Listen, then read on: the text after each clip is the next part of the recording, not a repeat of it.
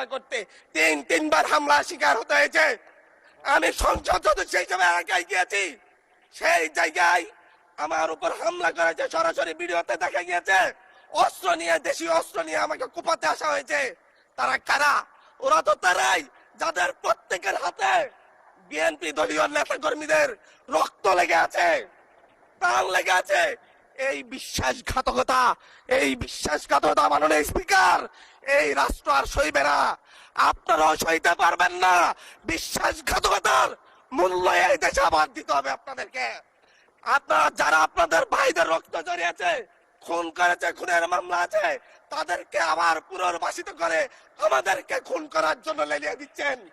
চট্টগ্রাম থেকে এক সাংগঠনিক নেতাকে পাঠিয়েছে অস্ত্র সহ আমাদের লোকজনের উপর হামলা করতে।